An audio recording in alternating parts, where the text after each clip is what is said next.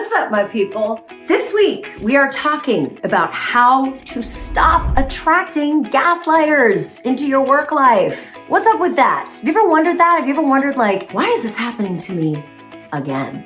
Well, we're talking about it this week. We're gonna get sorted. Drop me a comment, hit that subscribe button like you mean it, and let's dive in.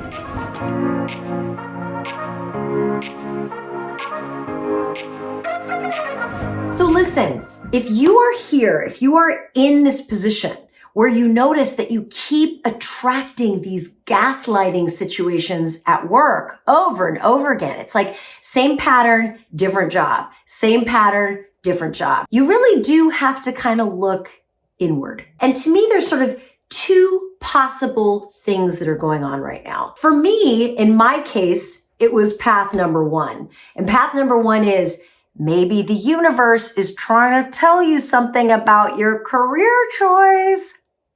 So for me, back in the day, this was about 15 years ago, I was attracting into my orbit, my work orbit, the most toxic, narcissistic, gaslighting clients. I mean, one after another. Back in those days, I was doing public relations and I'd been doing it for a long time. But at a certain point, after like the third person who was the exact same type of gaslighter, somebody that was constantly trying to get me confused and question my own memory, question my sense of reality, they were not only gaslighters, they were narcissists on top of it. And I thought to myself, okay, wait a minute, hold on. This is a pattern. And whether it's a pattern, it is life trying to get my attention. It's like life trying to flick me in the forehead to get my attention so that I will stop engaging in the same pattern. And so when I looked at it, I thought, wait a minute, what's happening here? Is my vibe attracting this? Am I subconsciously bringing people in to give me the same experience every time? Or is life trying to nudge me into a different career path? And I don't know how I knew, but my gut, my entire body was like humming like a tuning fork when I asked myself that question because I knew the answer instantly. I was sick of PR. I was tired of it. I really was. I didn't want to do the work anymore. And it was as if the universe were like, honey, I know you're making that money, but you hate this. So we're going to make it so painful for you to do public relations. You're going to literally be forced to get a different gig. And that's what happened. That's what happened. I remember so distinctly. I was on vacation in Sicily with my husband and I was laying there taking a nap. It was like hot as hell in Sicily in the summer. And I'm on my bed taking a nap and I'm like, I hate my job. I hate my job. And then I was like, wait a minute. Do I hate my job? What parts of my job do I actually love? And you know what part that was? The communication coaching. Helping people go on television, helping people go on camera, helping people go on stage and melt faces. That part I still loved. And I still love it to this day. But all the rest of it, pitching reporters, dealing with these hideous ego cases, that part I was done with. And so I made a promise to my soul, to myself, that I wouldn't quit PR, but I would slowly change the percentage of my income so that at that time, my communication coaching income was maybe 10% and the rest was public relations. And I just kept moving that pie chart so that communication coaching would be 100 and now 200, now 300% of my income. And that was why I kept attracting these gaslighting nightmares into my life. The universe was trying to smack me across the head saying, woman, get a different gig. So that's option one. See if that resonates for you. Option two is that you're attracting these patterns into your life because there's something you're trying to work out inside of yourself. Maybe deep down,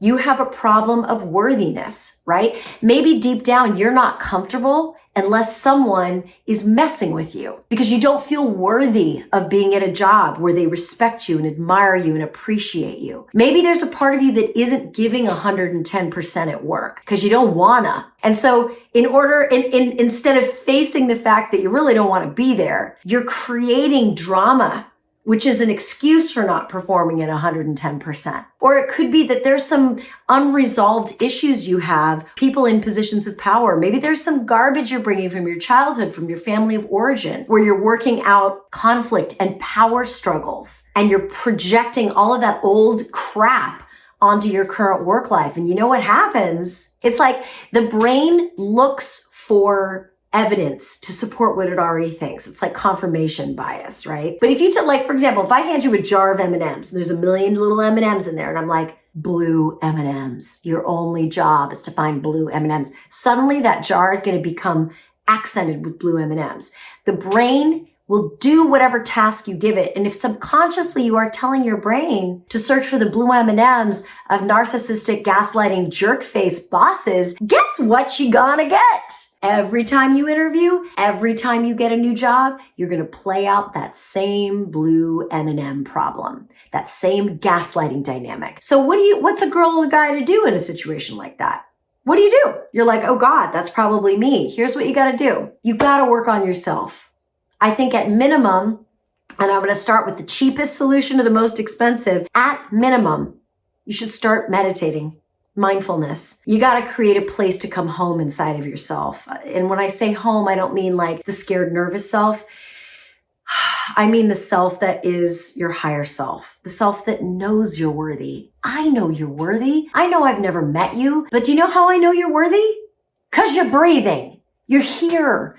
And if you're here, it means you're worthy. I don't care what you've done, who you are, or where you come from. You're worthy. You're enough. You may have some apologizing to do, or you may have some stuff to make your life right, but that doesn't take away your fundamental dignity as a human being. And that all starts with finding a place inside yourself where you can just be quiet and just vibe on your own worthiness.